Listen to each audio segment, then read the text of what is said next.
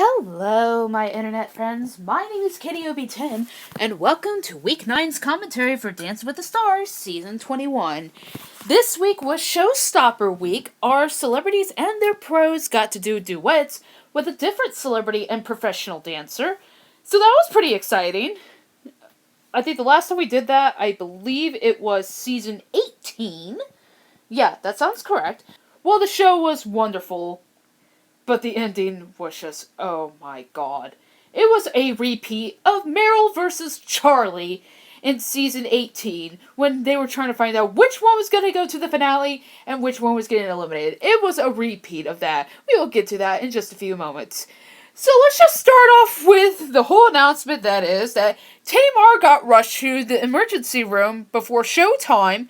Apparently, she had pneumonia the past couple of weeks and decided to just ignore it and keep on pushing through. Girlfriend, I've had pneumonia. This is nothing to fuck around with. Mike, what? Are you serious? You know, she's doing a lot. She's doing an album. I think she's doing a tour, I think someone told me. She has, The Real, she has Dance with the Stars, she's a wife, she's a mom, she's doing too much. She needs to sit her black ass down and calm down before she really takes a toll on her body and it's just gonna shut down and, oh my god, we don't need that. We don't need another Marie Osmond. Ugh. Okay, so let's start with Alex's salsa? Did he do a salsa? I wasn't sure what he was doing. You know, it was good. It was entertaining, but there wasn't enough hip action. And I just feel like he's just lifting Lindsay a lot. And, you know, to be honest, the lifting is great, but we're getting down to the final weeks, and we can't have any more of this shit anymore. And I feel like he's one of the weaker contestants, and it's being shown. Like, you started off as a strong contender, and now you're doing this. This is just a poor shtick. I have nothing else for this. I quit. Alexa really surprised me with a mind-blowing contemporary. It was scary good. The backstory with this was, shoot, I can't think. She battled with bulimia for 6 years. Because a producer from one of her movies told her that she was too fat and everything, and no child actor wants to hear that, and, you know, she's perfect. Like, she looks flawless.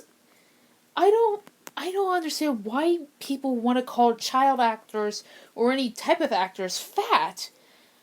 My god, that just shatters their confidence, and they're already feeling insecure if they're a child actor about their body and whatnot.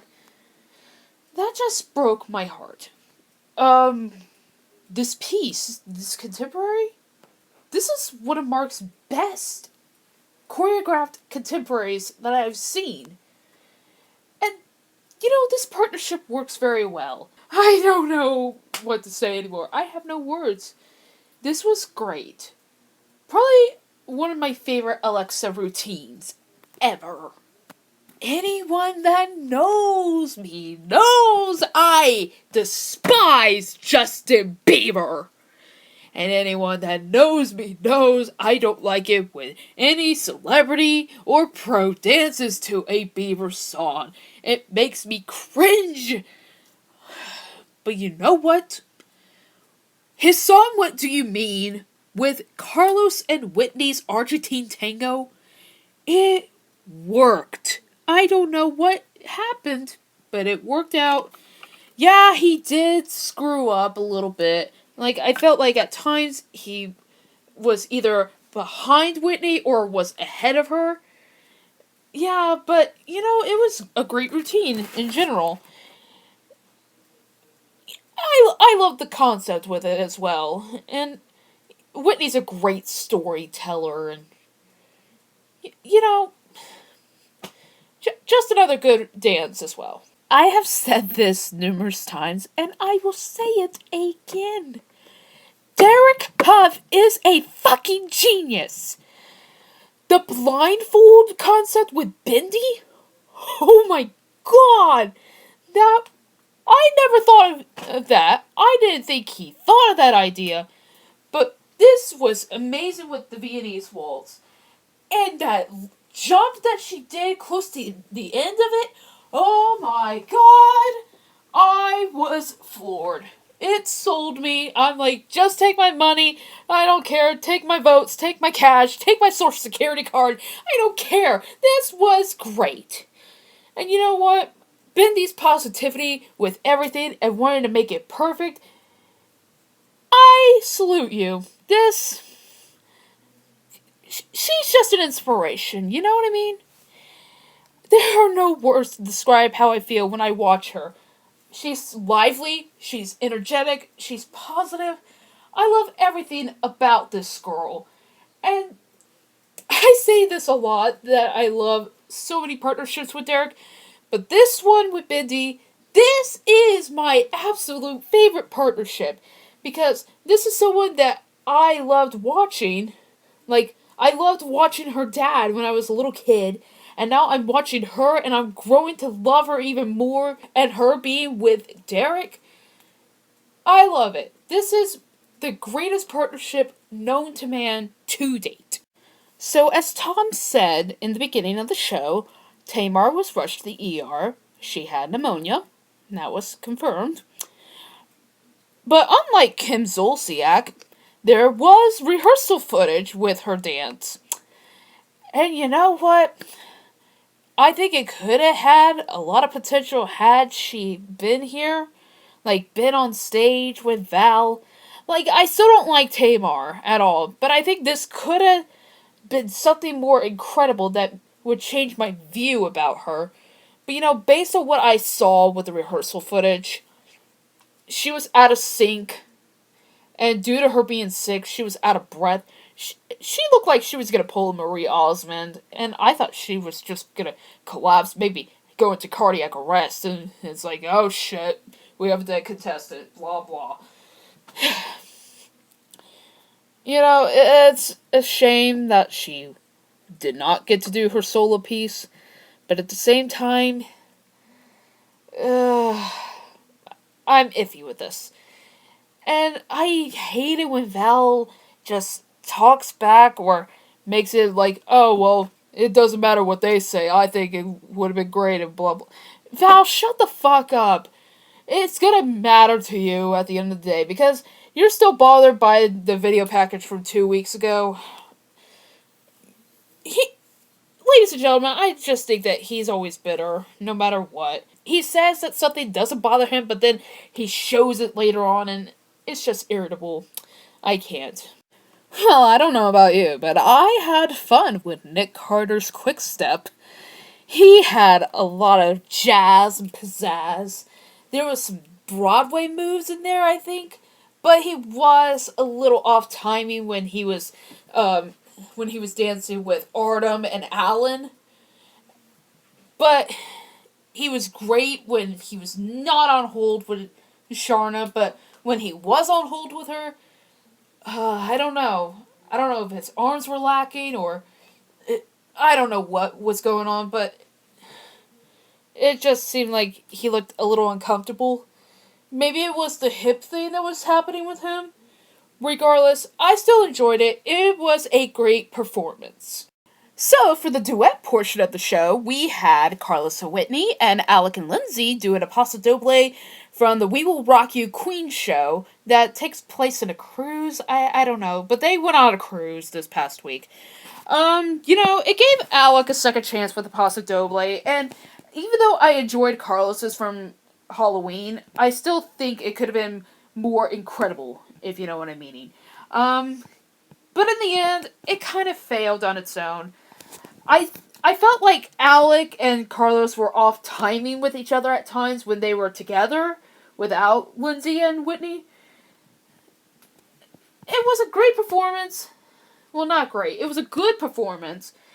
But I felt like it could have been more. And it was just lacking of. I don't know if it was due to the fact that they were on a cruise and they just wanted to have fun or whatnot.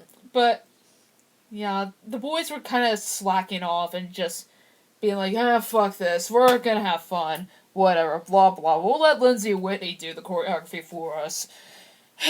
It didn't pay off in the end. Bindi and Derek and Alexa and Mark got to do a Charleston from the musical Chicago. And oh my goodness, Bindi thought that they were doing the Carlton. She didn't hear the ch for Charleston. God bless you, Bindi Irwin. God bless you. You know, if they would have done the Carlton, I'm pretty sure it would have been funny, but amazing too. You know, I was a little worried at first because sometimes Alexa does well or she sucks so bad. And with this Charleston, with Bindi, this worked. This was amazing. It felt like so much jazz and Broadway and oh, wow. I had no words to describe how I felt with it. I had a smile on my face, and the solo parts with Bindi and Alexa being together, that was great. They were in sync, they were on time with each other. Spellbindingly brilliant. This was amazing. Tamar came back at the very, very last minute of the show just to do her duet with Nick and Sharna. And you know what? It didn't pay off for me either. Like with Alec and Carlos and whatnot. Well, Nick pulled it together for everybody. I understand that Tamar didn't want to let anyone down. But, sweetheart, you're sick. You look like you were about to die or throw up or something. Oh my gosh. Someone should have just told her, you know what? We can't risk it. You're getting disqualified. Because you know what? At the end of the day, her health should be more important than this show. You know what I mean? I don't understand why she came back. I think she's probably stubborn like that. Whatever the case, it is what it is, and I'm judging the performance. Next part was very good. Tamar was losing focus, and she just kind of looked like she didn't know what she was doing. She kind of missed a move that Sharna and the others were doing. And you know what? She stuck out like a sore thumb. Oh my god, was this bad. So, as I said, we had a repeat of season 18. Oh my gosh. Both Carlos and Alexa PenaVegas were in jeopardy. Neither one of them were taking the news well. Alexa was crying, like, during commercial break, and Carlos was like, this is what they want. Let them have what they want, babe. Blah, blah, blah, you know. And oh my gosh. My heart was breaking for both of them, because I like both of them. And I couldn't choose. I still feel like Tamar or Alex should have been the one to be eliminated. But at the end of the day, sadly, Alexa and Mark were the ones that were eliminated. And oh my gosh, let's have a close-up on Carlos's face. This man's heart was breaking, and he was crying, and he's just like, it should have been me instead of you, and my heart broke. I don't care if producers manipulate things or whatnot. This is a real emotion. You know what I mean, people? This man is torn apart that he is going farther ahead in this competition without his wife. Yes, they're competing against each other, but regardless, at the end of the day, they're still a team. They're still husband and wife. And I don't know where to go with this. Some people feel that because Tamar had pneumonia and she didn't get to do her live performance of her solo piece, she should have been disqualified. I agree with those people, but she was there for the duet portion with Nick, so I'm kind of torn. I'm still not the biggest fan of Tamar, but this is a tough call. This is now semifinals. That we're approaching, and it's anybody's game to lose. Oh my god. But you know what? Alexa, I am so proud of you for making it this far in the show. And Carlos, I know that you want to win for yourself, but you should also try to win for your wife, because I know that's what she would do for you if you were the one that got eliminated. Next week is Trios Week, other than semifinals. Oh my god, I can't believe we are down to the nitty gritty. And after semifinals, it's the finale. Oh my gosh, this season has went by so fast. I still can't believe it. I'm still staying by what I say. With next week, I feel like it's either going to be Tamar or Alec. I feel like it's going to be Alec because he's getting the low scores and he's not improving anymore. And with Tamar, it's either with her video packages or the whole controversy that is of her being in the hospital and not following doctor's orders. I don't know if she followed the doctor's orders or not. I don't know if she just ignored them or what. We don't know the whole story.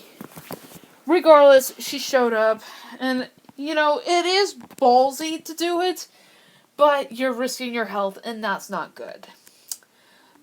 So, leave a comment down below of who you guys liked or did not like. And as always, I will see you guys next week. Take care.